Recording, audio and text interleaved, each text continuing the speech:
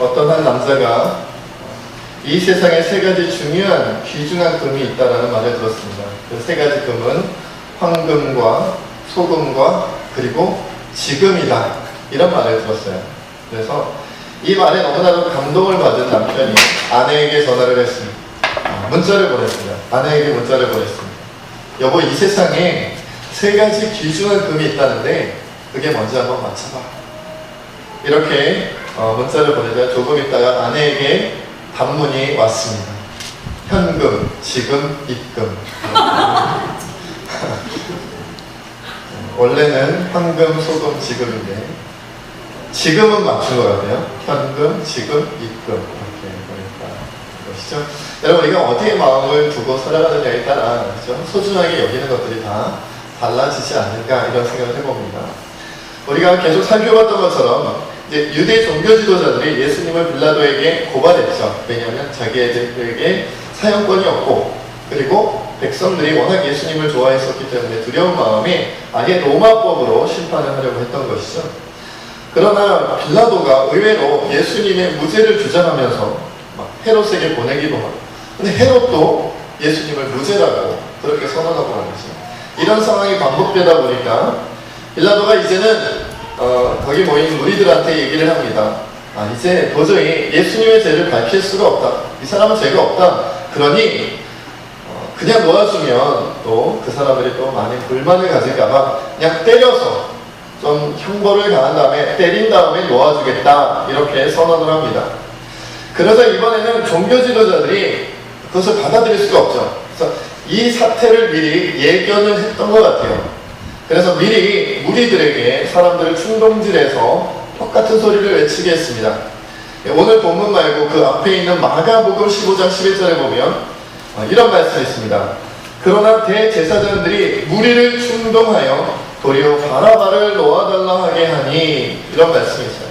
그러니까 대제사장들이 무리들한테 미리 다 얘기를 해놓은 거예요. 예수님 말고 바라바를 놓아달라고 해라, 그렇게 외치자, 이렇게 이제 미리 충동질을 한 거죠. 마태복음 27장과 마가복음 15장에 보면 명절이 되면 총독이 백성들의 요구에 따라 아주 중대한 죄인 한 명을 놓아주는 그런 전례가 있었다고 이제 성경에 기록되어져 있습니다. 그래서 당시에 이제 6월절 명절식이니까 죄수 한 명을 놓아줘야 되는데, 그때 이제 빌라도가 생각하기에는 그래, 예수님을 놓아주자, 이렇게 생각했던 것이죠. 그런데 도리어 백성들은 예수님이 아니라 바라바를 놓아달라, 이렇게 이제 얘기를 하게 됐어요. 이 바라바는 여러분들 잘 아는 것처럼 밀란과 살인을 저질러서 옥에 갇힌 자였습니다. 이 사람도 처형을 당할 위기에 있는 그런 사람이었죠. 바라바로 본다면 당시에 이제 유대의 독립을 쟁취하기 위해서, 로마로부터의 그 압제에서 벗어나 유대의 독립을 쟁취하기 위해서 이 폭력으로 민중들을 이렇게 봉기시켜서 그렇게 주동했던, 로마를 무너뜨리려는 폭력으로, 무력으로 로마를 무너뜨리고자 했던 그런 유대 열심당원의 아마도 지도자적인 인물이 아니었을까, 그런 생각을 해봅니다. 많은 학자들이 이제 그렇게 주장하는 거죠. 말하자면 그 옛날 우리나라의 독립투사들은 비슷한 의미, 그런 이미지를 가지고 있었던 사람이 이 바라바라는, 굉장히 무력과 폭력으로 무력 폭력하니까 좀 그렇습니다만 어쨌든 이 유대의 독립을 위하여 애썼던 사람, 그런 사람으로 이제 바라바가 붙잡혀 있었던 거죠. 여러분 생각해보면 당시에 예수님이 유대인들이 생각하기에는 도리어 더 강한 군대와 더 강한 무력을 가지고 로마를 무너뜨려주고 유대의 독립을 쟁취하여 예수님이 유대인의 왕이 되어지기를 유대인들은 원했죠. 그런데 예수님은 너무 무력하게 잡혔어요. 꼼짝도 안 하고 변명도 안 하고 예전에 보여줬던 것 같은 그런 기적을 통해서 우리를 구원하시지 않을까 싶었는데 가만히 계시단 말이죠. 아마도 대제사장들과 종교 지도자들이 백성들을 충동질할 때 그렇게 말하지 않았을까 싶어요. 봐라, 예수는 우리의 구원자가 될 수 없다. 우리 민족을 살려낼 수 없다. 도리어 저 바라바를 봐라. 민족을 위해, 나라를 위해 애쓰다 저렇게 붙잡히지 않았느냐. 자기 목숨 두려워하지 않고 저렇게 나라를 위해 애쓰다가 저렇게 잡히지 않았느냐, 차라리 그가 우리에게 더 필요한 존재다, 이렇게 충동질하지 않았을까 말이죠. 그러자 사람들이 바라바를 놓아달라, 예수님을 그냥 처형시켜버리고 바라바를 놓아달라고 외치기 시작하는 거죠. 빌라도가 한 번, 두 번, 세 번이나 도대체 이 예수가 무슨 죄가 있냐, 죄가 없다, 예수를 놓아주자라고 얘기를 하지만 세 번이나 백성들은 거절하고, 그래서 한결같이 무리들이 이렇게 대답을 합니다. 빌라도가 그러면 예수를 어떻게 할까 물어보니 무리들이 한결같이 뭐라 그래요? 예수를 십자가에 못 박게 하소서. 죽이란 얘기죠. 예수를 십자가에 못 박게 하소서, 예수를 십자가에 못 박게 하소서. 이것이 당시 무리들, 그 자리에 모인 무리들의 한결같은 이야기였다는 것이죠. 그래서 어떻게 됐어요? 그럼에도 불구하고 빌라도가 끝까지 예수님을 놓아주려고 애썼을까요? 그렇게 하지 못했어요. 오늘 말씀 23절 함께 읽어보겠습니다. 오늘 말씀 23절입니다. 시작. 그들의 근솔로 재촉하여 십자가에 못 박기를 구하니. 그렇죠. 그들이 큰 소리로 재촉하여 십자가에 못 박기를 구하니, 그들의 소리가 이긴지라. 십자가에 못 박게 하소서, 십자가에 못 박게 하소서 막 외쳤는데 빌라도가 이 사람 무슨 죄가 있냐, 죄 없다, 왜 무죄한 자를 십자가에 못 박느냐. 그래서 두 번, 세 번 거절했는데도 백성들이 계속해서 외치는 거예요. 오히려 점점 어떻게 돼요? 소리가 커지는 거예요. 점점 예수를 십자가에 못 박으라는 그 소리가 점점 시간이 지날수록 더 커지는 거예요. 그래서 마태복음 27장 24절에 보면 당시 상황을 이렇게 기록하고 있습니다. 빌라도가 아무 성과도 없이 도리어 밀란이 나려는 것을 보고 물을 가져다가 무리 앞에서 손을 씻으며 이르되 이 사람의 피에 대하여 나는 무죄하니 너희가 당하라, 이렇게 말합니다. 그러니까 점점 소리가 거세지는 거예요. 예수를 십자가에 못 박으소서. 만약 당신이 예수를 십자가에 못 박지 않으면 당신은 가이사의 충신이 되지 못합니다. 그럼 막 위협까지 하면서 말이죠. 빌라도를 막 협박해 들어가기 시작하는 거예요. 이 분위기가 점점 험악해져요. 밀란이 나려고 했어요. 여러분, 당시에 유대인들은 그 로마가 그렇죠? 제압하고 있었던 여러 소국 중에서도 가장 그렇죠? 제압하기가 어려웠던 그런 민족이 유대 민족입니다. 하나님을 믿는 신앙으로 똘똘 뭉쳐있었기 때문에, 우리는 하나님의 선택받은 백성이라는 그 신앙으로 똘똘 뭉쳤었기 때문에 쉽게 로마의 그런 지휘 아래, 통치 아래 들어가지 못했던, 수시로 밀란이 일어나고 폭동이 일어나고 제압하기 어려웠던 그런 민족이었단 말이죠. 빌라도도 이 유대 지방의 총독으로 오고 나서 몇 번 경험을 했던 거예요. 이 사람들이 만만한 사람이 아니구나, 그냥 가볍게 보았다면 큰 코 다치겠구나, 이것을 빌라도가 알았던 거예요. 그런데 당시는 어떤 절기였다고요? 이제 6월절은 명절이 다가오고 있어요. 그때가 되면 유대 전국에서부터 이 예루살렘 성전을 향하여 명절을 지키고자, 그죠? 여호와의 절기를 지키고자 수많은 사람들이 올라왔어요. 기록에 보면 그 당시에 이렇게 예루살렘에 모인 사람들이 수십만, 수백만 명이 몰려왔다고 해요. 근데 그 사람들이 한꺼번에 쭉 몰려가신 말이죠. 뭐 우리나라 추석이나 설날 같은 명절에도 민족의 대이동이 있지만 그렇다고 해서 한 지역으로 몰리는 건 아니잖아요. 다 서울로 모인다든지, 다 부산으로 모인다든지, 다 광주로 모인다든지 그러지 않고 각자의 고향으로 흩어지죠. 그런데 이 유대인의 명절, 이 절기에는 어떻게 돼요? 다 예루살렘으로 오는 거예요. 그러니 당시에 그 많은 전국에 있는 수많은 백성들이 예루살렘으로 모여들었으니 얼마나 많은 사람들이 있었겠어요. 여기서 만약 잘못해서 밀란이 일어나면 빌라도가 아주 큰 곤란을 겪을 수가 있어요. 이게 두려웠던 거예요. 도리어 밀란이 나려는 것을 보고 이거 어떡하지? 고민이 되다가 빌라도가 물 가져와, 물을 가져와. 그래서 손을 씻는 거예요. 당시 그 지역 사람들에게, 특히 유대인들에게 손을 씻는다는 것은 나는 이제 이 일과 뭐가 없다? 상관없다. 나는 이 일과 상관없다는 그런 하나의 의식이었다는 거예요. 물을 떠다가 손을 씻으면서 나는 이 일과 상관없다. 내가 그런 것이 아니라 누가? 너희들이 그런 것이다. 너희 유대민족이 그런 것이다. 너희 유대민족이 예수를 죽이는 것이다. 이 사람의 피해에 대하여 이제 나는 상관없다. 난 무죄하다. 이렇게 표를 낸 것이죠. 여러분, 빌라도는 3번이나 예수님의 무죄를 주장했지만 결국 백성들의 요구를 이기지 못했어요. 우리는 예수님 재판 사건을 보면서 빌라도의 연약함을 봅니다. 예수님의 무죄를 그는 분명 확신하고 있었어요. 헤로당도 알고 있었습니다. 예수님은 무죄하다. 죄가 없다. 그럼에도 불구하고 백성들이 두렵고 자신의 위치가 위협을 받는다고 생각하자 어떻게 해요? 잘못된 결정을 내려버리고, 그리고 그 결정의 대가로 어떻게 됐냐면 이후로 수많은 그리스도인들의 저주의 대상이 되고 맙니다. 여러분들 사도신경 다 외우시죠? 한번 외워볼까요? 하면 다 외우실 것 같아서 안 하겠습니다.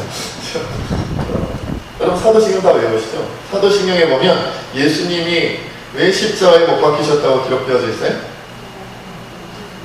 어떻게 되어져 있죠? 본디오 빌라도에게 고난을 받아 십자가에 못 박혀 죽으시고, 이렇게 돼요. 여러분 일주일에 한 번씩은 사도신경 외우잖아요.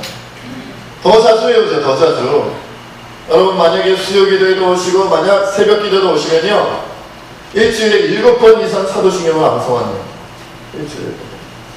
일주일에 7번이면 그럼 뭐 일주일 내내네요. 그치? 365일 내내 사도신경을 암송하는 분들도 있어요. 10년 신앙생활하면 3650번. 만약 구역 예배 때나 뭐 무슨 선교회 모임 때도 혹시 사도신경을 외운다면 굉장히 여러 번 사도신경을 외워요. 그때마다 우리가 뭐라 그래요? 예수님은 어떻게 죽으셨다? 본디오 빌라도에게 고난을 받아 죽었다. 여러분 이게 본디오 빌라도에게 얼마나 저주스러운 말이에요. 얼마나 끔찍한 말입니까? 나 때문에 구원자 예수 그리스도가 죽었다. 나 때문에 죽었다. 나로 인해 고난받아 죽었다. 그 얘기를 사도신경 암송할 때마다 한 사람이 외웁니까? 사도신경 목사님 혼자 하나요? 아니면 장로님 혼자 하시나요? 모든 성도들이 다 하잖아요. 그래서 심지어 어떤 목사님은 뭐 이렇게 환상 가운데 환상인지 꿈 가운데에 천국과 지옥을 보고 왔다고 하는 목사님이 한 분 계셨는데, 그분이 지옥에서 빌라도를 봤다 그렇게 주장하는 분들도 있었다네요. 근데 빌라도가 지옥에 있는데 사도신경을 저 땅에서 누군가 암송할 때마다 본디오 빌라도에 의해 고난을 받아 십자가에 못 박혀 죽으시고, 그 내용이 나올 때마다 좀 무서운 마귀들이 쇠꼬치기로 빌라도를 찌르더라. 그런 얘기를 얘기하는 분도 있었어요. 더 많은 사람이 암송하면 더 세게 찌르더라. 몰라요. 그건 우리가 나중에 천국 가봐야지 확인할 수 있겠습니다만은 그렇게 표현하는 말이 있을 정도로 빌라도가 얼마나 우리에게 있어서는 저주의 대상이 됐냐 말이죠. 여러분 솔직히 빌라도는 되게 억울할 수 있어요. 빌라도가 죽이고 싶어 했나요? 빌라도가 유대 지도자들은 예수님을 안 죽이려고 했는데 빌라도가 나서가지고 아니야 예수님 죽여야 된다고 그렇게 주장했나요? 아니에요. 오늘 말씀 들어보니까 몇 번이나 살리고 싶어 했어요? 3번. 3번. 그러다 따지고 보면 3번이 넘어요. 처음에 유대 지도자들이 예수님을 데리고 왔을 때 아니다 나는 상관하고 싶지 않으니까 너희 뜻대로 해라 너희 법대로 해라 그렇게 돌려보내려고도 했고, 그러다가 이 사람은 무죄하니까 그냥 놓아주겠다고 했는데 안 된다고 사람들이 이야기하니까 그럼 헤롯에게 보내자. 그가 갈릴리 사람 아니야. 그래서 헤롯에게 보내고 말이죠. 그리고 다시 헤롯이 빌라도에게 돌려보내자. 또 3번이나 헤롯에게서 돌아온 다음에 3번이나 또 예수님을 풀어주겠다고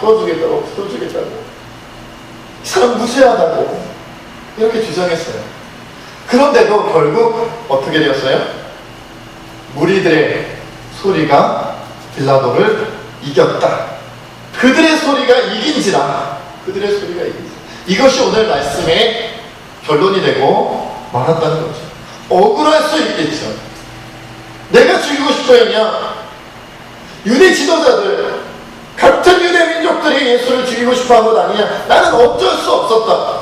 도리어 밀란이 나려고 하지 않았느냐? 빌라도는 얼마든지 변명하고 얼마든지 이 책임으로부터 회피하고 싶은 마음이 분명 그에 있었을 거예요.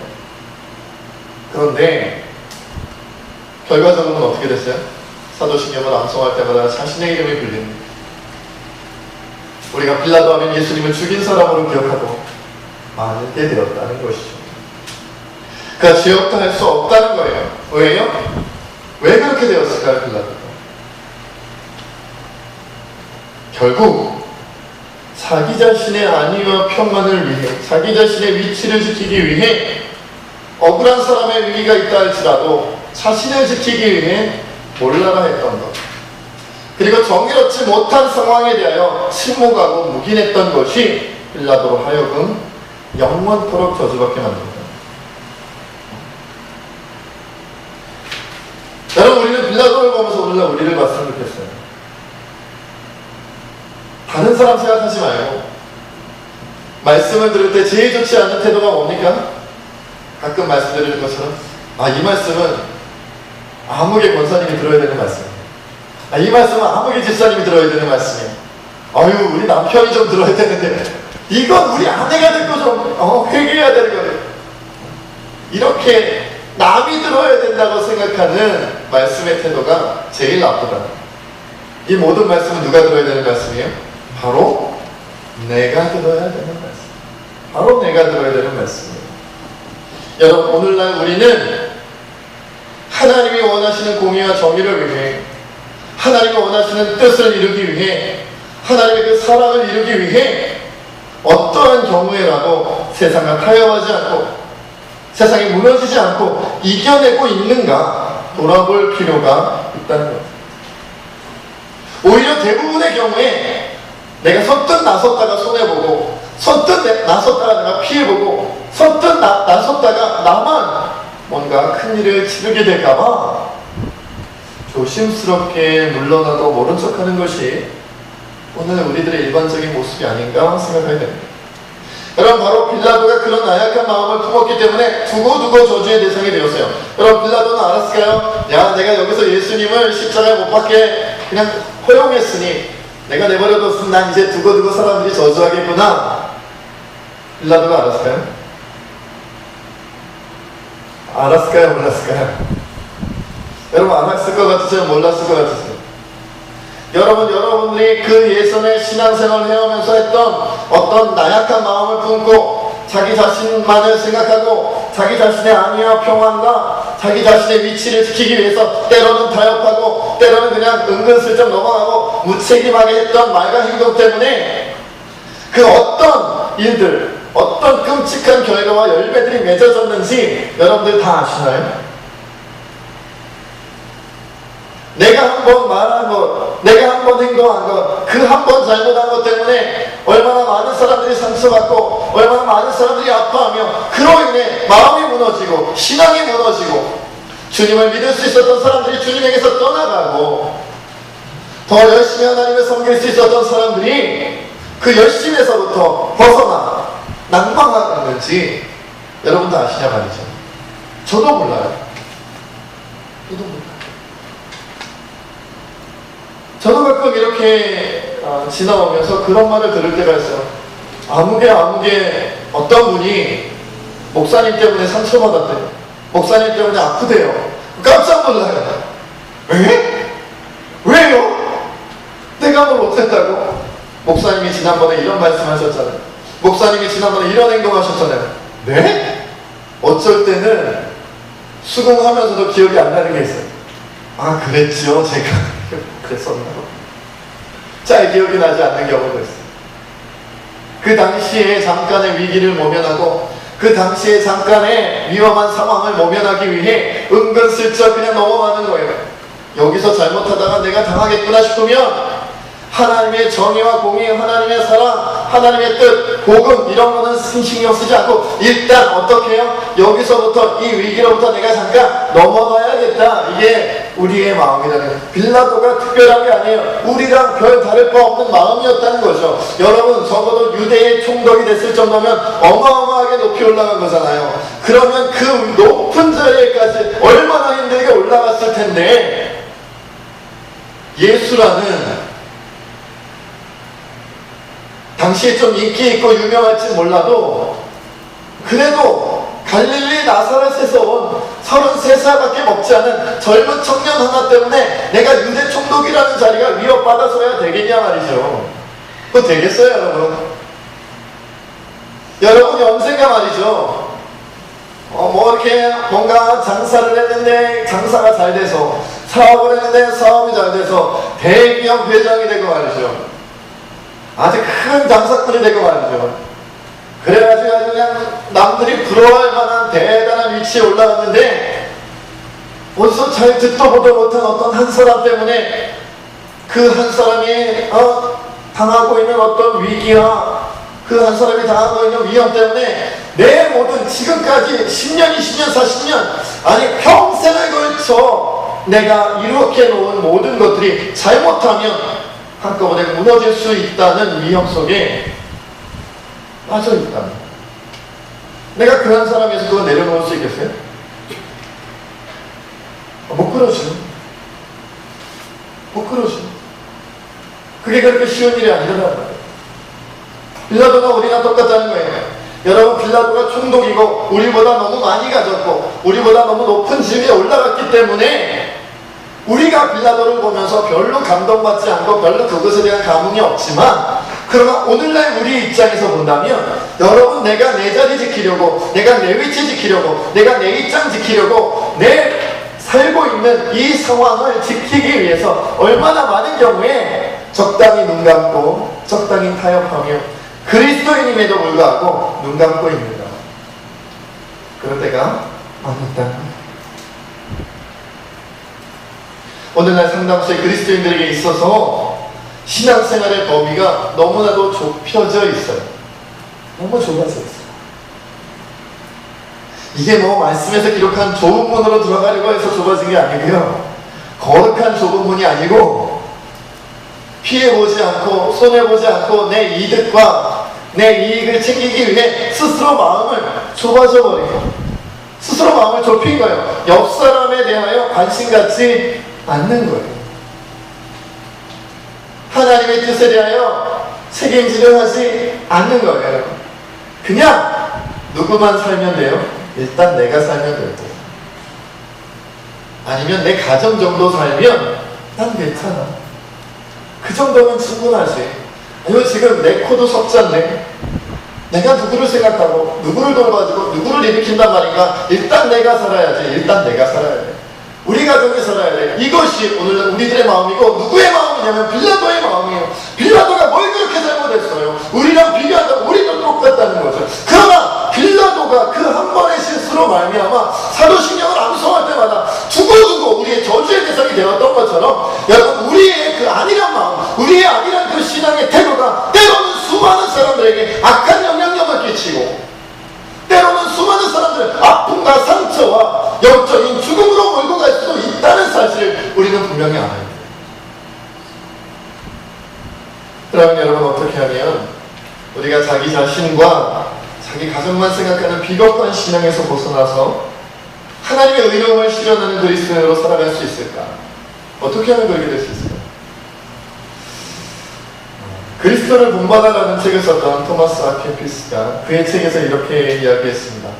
진정한 영적 성장은 은혜가 주는 위안을 누릴 때가 아니라 그런 은혜의 부재를 겸손과 자기 초월과 인내로서 견디어낼 때 일어난다. 그러므로 은혜가 느껴지지 않는다고 해서 기도 생활이나 다른 경건 생활이 시들어지지 않게 하라. 이렇게 얘기했어요.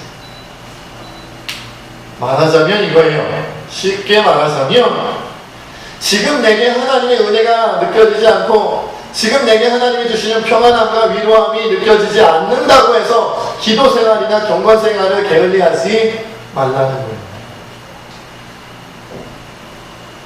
여러분, 내가 기도할 때마다 기도가 팍팍팍팍 응답되고 말이죠. 내 소원이 팍팍팍팍 다 이루어지고 말해요.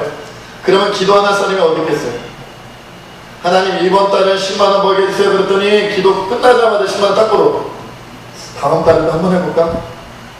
조금 소심하면, 하나님, 이번 달은 15만원인데 15만원 더 들어와. 다음 달은 1000만원 얘기해. 주님이 그때마다 톡톡톡톡 은혜를 주고 말이죠. 위로를 주고 말이죠. 하나님 저 사람 마음에 안 들어요. 지나가다가 팍 엎어져가지고 푹 깨지게 해주세요. 그랬더니 그 다음날 보니까 그 사람이 코에다가 이렇게 군대가 어휴 내가 기도하면 딱 들어갔네. 은혜와 위로가 뭐냐. 저 사람이 좀 잘 안 돼야 내 마음이 평안할 텐데 그럴 때마다 그 사람이 퍽퍽 당하는 거 이러면 막 위로해주는 척하면서 사실은 내가 위로를 받죠. 내가 평안하고 내가 은혜로워요. 그럼 기도하지 않은 사람이 어디 있고 하나님 찾지 않은 사람이 어디 있겠어요. 그런데 그 토마스 캠퍼스가 말한 건 뭐냐면 그것이 느껴지지 않을 때라 할지라도 기도 생활이나 경건 생활을 게을리하지 말라는 거예요. 거기서 진정한 영적 성장이 온다는 거예요. 잘 나갈 때 영적 성장이 오는 게 아니라 잘 안 나갈 때 영적 성장이 온다는 거예요. 여러분 우리 아이들이 자라날 때 보면 우리 하늘이도 보면요 자다가 괜히 아빠 다리가 아파 막 이럴 때가 있어요. 내가 요즘 많이 걸어 다녔더니 다리가 아픈가 봐 아빠. 내가 요새 무리했나 봐 막 이래. 아이고 네가 걷긴 뭐야 얼마나 걷다. 아빠 다리 좀 주물러줘. 저는 우리 하늘이 다리 주물렀다가 또 어쨌든 저희 집사람 다리 주물렀다가 그러면서 왜 다리가 아프겠어요 하늘이가? 성장통이죠 성장통. 자라나려다 보니까 그렇죠. 성장통이 있는 거예요 여러분. 여러분 우리가요 모든 것이 잘 될 때 영적으로 성장하는 게 아니라 그랬어요. 길이 막혔을 때 영적으로 성장하는 거예요. 앞이 캄캄할 때 영적으로 성장하는 거예요. 아픔이 오고 상처가 오고 고통이 올 때 그때 자라나는 거예요. 모든 것이 순조로우면요 자라나고 싶지 않고 그냥 그 자리에 머물고 싶어요. 그런데 이래도 안 되고 저래도 안 되니까 하나님만 의지하게 되고 이래도 안 되고 저래도 안 되니까 하나님만 붙잡게 되고 그러다 보면 그 속에서 내 신앙이 내 영적인 상태가 자라나는 거예요. 유치원 때 냈던 문제를 대학 입시에 내본다고 생각해 보세요. 대학 입시 수학 문제 1번 1 더하기 1은 2번 1 더하기 2는 3번 1 더하기 3은 자라나겠어요? 여러분 유치원 때보다는 우리가 초등학교 때 문제가 더 어렵고요. 초등학교 때보다는 중학교 때 문제가 어렵고 중학교 때보다는 고등학교 때 문제가 어려워요. 당연히 대학교 가면 문제가 더 어려워져요. 왜요? 어려워져야 힘들어져야 우리가 자라나요. 우리 실력이 자라나요. 우리 능력이 자라나요. 영적인 성장과 마찬가지예요. 어제 이겨냈던 문제 오늘 또 가져오면 별거 아니에요. 그러니까 조금 더 어려운 문제가 와요. 그래야 자라난단 말이에요. 그래야 자라나요. 문제가 예전보다 조금 까다롭고 예전보다 조금 어렵고 예전보다 조금 고난이 돌아야 우리가 자라난단 말이에요. 그러니까 문제가 안 오면 문제가 안 오는 게 문제예요. 왜요? 내가 안 자라날 테니까. 와 예전보다 센 문제가 왔네. 예전보다 더 큰 고난이 왔어요. 예전보다 더 센 아픔이 왔어요. 그러면 어떻게 생각하실래요? 어머나 드디어 내가 자랄 때가 됐나 보다. 이제 내 수준이 막 높아지겠네. 이런 마음이 있어야 돼요. 그러면 더 이상 고난이 나에게 짐이 되거나 아픔이 되거나 괴로움이 되지 않고 뭐가 돼요? 고난이 내게 영적인 학교가 되는 거예요. 영적인 훈련원이 되는 거예요. 드디어 이 과정을 다 잘 감당하면 난 이제 위대한 용사가 되겠구나. 이런 감격함이 우리한테 있어야 된다는 거죠. 여러분 그러나 아무나 그러지는 못하겠죠. 모든 사람이 다 통과하지는 못해요. 얼마 전에 제가 주일날 보는 거의 유일한 프로그램이 그 진짜 사나이라는 프로그램이 있어요. 그러니까 연예인들이 군대 가서 체험하는 그런 프로그램이 있는데 보니까 처음에는 뭐 백마부대에 갔다 그 다음에는 뭐 어느 부대 갔다 어느 부대 갔다 점점 더 힘든 부대로 가더라고요. 얼마 전에 공병대를 갔어요. 저는 공병을 해본 적이 없기 때문에 봤는데 굉장히 힘들겠다는 거예요. 그런데 이번에는 이기자부대 수색대대로 갔어요. 텔레비전을 보신 분들은 알겠지만 40, 80시간 동안 잠도 안 자고 훈련받기도 하고 훈련받는 거 보니까 저도 군대 생활 힘들게 생각했다고 오뚜기 8사단 8중대 오뚜기 저도 조금 힘들었어요. 중화기 중대라는 아는 분들은 알 거예요. 좀 힘들게 군대 다녀왔다고 생각했는데 뭐 수색대대 하는 거 보니까 이건 뭐 될 게 아니더라고. 그래서 수색대대에 자원한 사람들, 수색대대에 그 지원된 사람들 있잖아요. 그 사람들 중에 누구라도 본인이 원하면 그만둘 수 있더라고요. 여러분 어느 부대가 들어왔는데 자기가 그만두고 싶다고 거기서 나갈 수 있겠어요? 그런 부대는 거의 없어요. 그런데 수색대대는 그럴 수 있대요. 왜요? 워낙 힘들고 워낙 어렵고 워낙 특별한 곳이기 때문에 웬만한 사람은 그 훈련을 견뎌내지 못하는 거예요. 그러니까 본인이 자원해서 내가 도저히 이 훈련을 감당하지 못하고 나는 도저히 수색대원이 될 수 없겠다고 생각하면 포기하는 거예요. 포기할 수 있어요.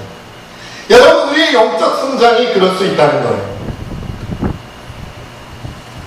누구나 다 하나님께서 쓰실 수 있는 아름다운 주의 백성이 될 수 있는 기회가 있지만 내가 포기하면 끝나는 거예요.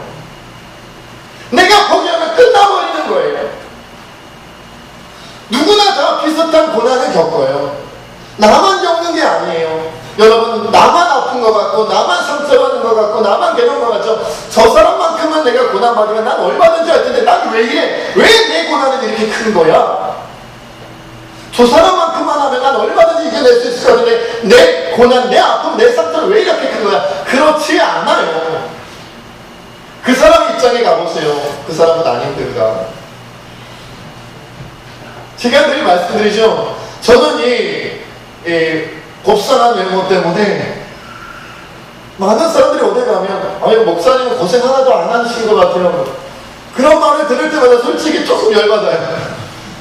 제가 우리 어르신들에 비하면 그게 크게 큰 고난이라고 생각 안 하지만 늘 말씀드리죠. 제 또래 사람들한테 제 얘기하면 다들 놀란다고요. 그런 일이 있었어요? 고생 하나도 안 한 것 같은데 대단한 일을 겪으셨군요. 그 속에서 어떻게 끝까지 목사가 되셨어요? 막 이런 얘기하는 분들도 있단 말이에요.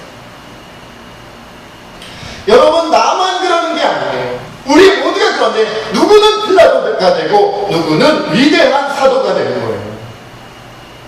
누구는 비겁한 사람이 되는 거고 누군가는 멋진 하나님의 사람이 되는 거예요. 나만 그런 게 아니에요.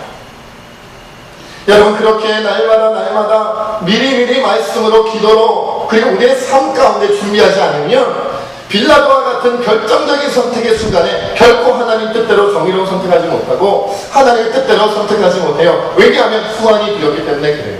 미리미리 준비해야 돼요. 미리미리 말씀을 쌓아놔야 되고 미리미리 기도해놔야 되고 미리미리 삶에서 내 가정에서나 내 직장에서나 내 사회생활할 때 그 속에서 어떠한 경우에라도 나는 하나님의 뜻에서 벗어나지 않고 하나님 원하시는 결정을 할 수 있는 준비를 해야 돼요. 안 그러면 여러분도 빌라도 되는 거예요.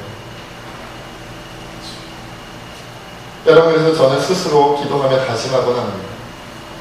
저에게 작은 소망이 여러 가지가 있는데 그 중에 하나가 뭐냐면 새집교회에서 충성되게 생각하다가 은혜롭게 은퇴하는 게 저의 작은 목표 중에 하나예요. 그런데 그러면서 저는 우리 하늘이를 그려도 우리 유치부 아동부 중고등부 아이들이 멋지게 자라나서 훌륭한 그리스도인으로 성장하는 것을 지켜보고 싶고요. 우리 청년들이 정말 세계 열방을 누비면서 세계를 주름잡으면서 멸망을 주름잡으면서 하나님 맡긴 삶을 감당하는 건 내가 보기를 원해요. 우리 아이들, 우리 청년들 그렇게 되는 것 제가 보기를 원한단 말이에요. 그게 제 소원이에요. 은퇴할 때까지 그거 하면서 지켜보고 살고 싶어요. 그런데 가끔은 기도하면서 생각해요.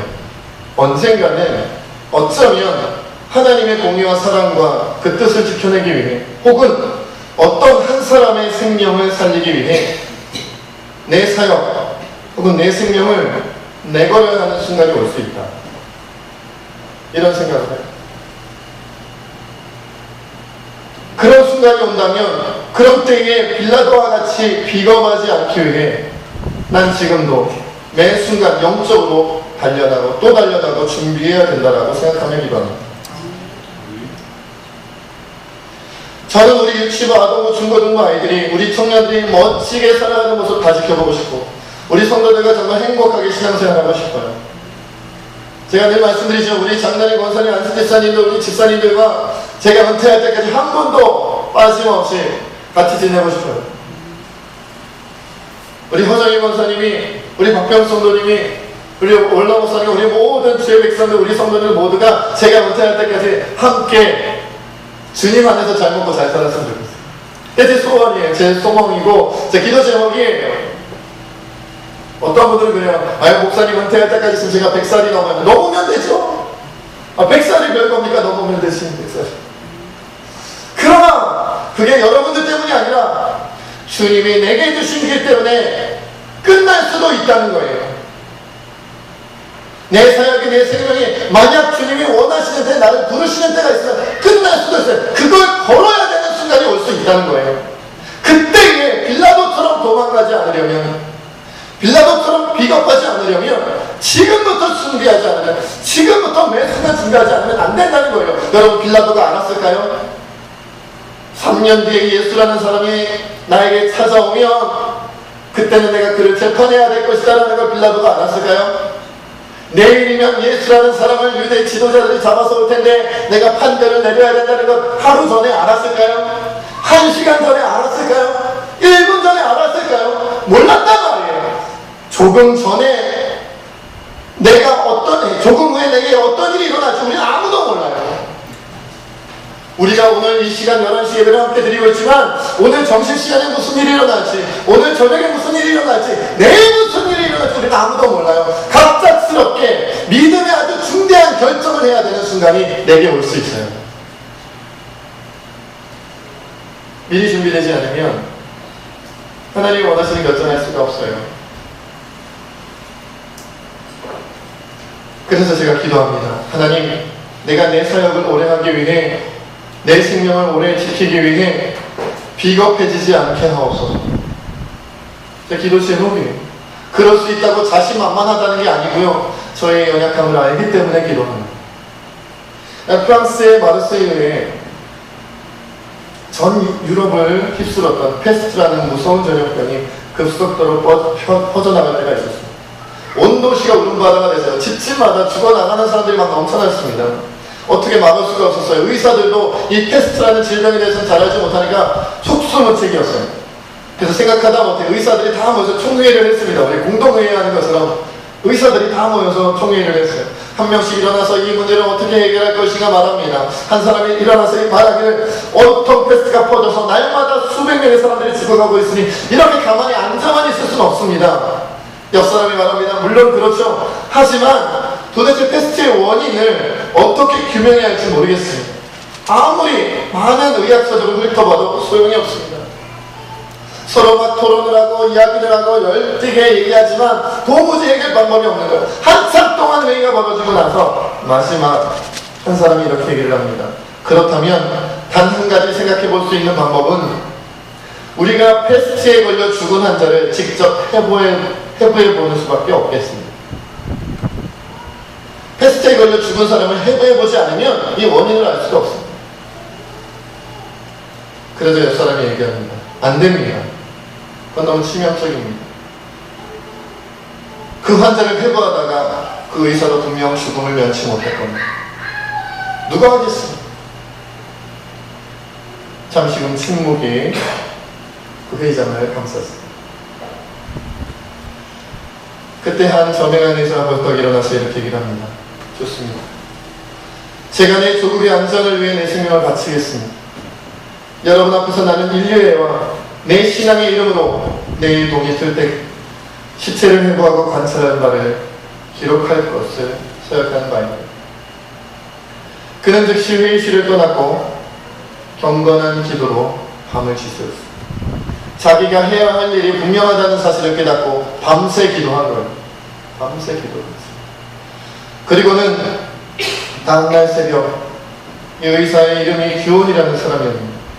그 전날 밤에 페스트로 죽은 사람의 방에 들어가서 그를 해부하고 모든 관찰사항을 기록하여 정밀하게 진찰을 했습니다. 그리고 그 진찰사항을 기록한 종이들이 다른 사람들에게 질병을 감염하지 못하도록 그 종이들을 식초병에 넣어 보관하였고 그 방에서 나왔다고 합니다. 그리고 12시간 후에 그 의사는 죽었습니다. 누군가가 선택해야 할 순간이 올 수 있습니다. 갑자기 올 수 있습니다.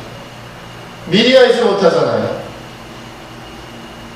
내 가정을 지키기 위해 혹은 내 교회를 지키기 위해 내 이웃을 지키기 위해 심지어는 내가 잘 알지 못하는 지나가다가 만난 그 누군가 한 사람을 위해 어쩌면 내 생명 내 인생 전부를 걸어야 될지도 모르는 위기에 위험의 순간, 결정의 순간, 선택의 순간이 갑자기 내게 올 수 있습니다.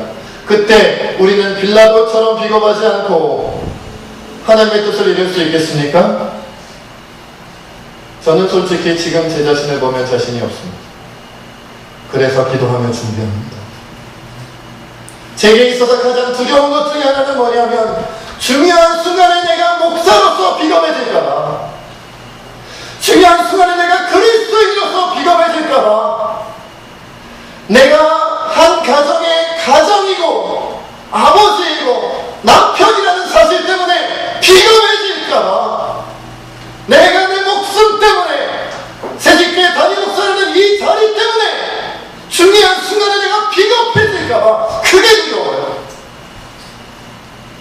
하나님, 내가 비겁해지지 않게 이길 자신이 없기에, 그것이 그렇게 쉽게 되는 것이 아닌 것을 알기에, 나의 연약함과 나의 부족함을 알기에 오늘도 기도하는 거예요. 하나님, 그런 순간이 온다면 비겁하지 않고 주님이 되신 그 길을 가게 하옵소서. 아멘.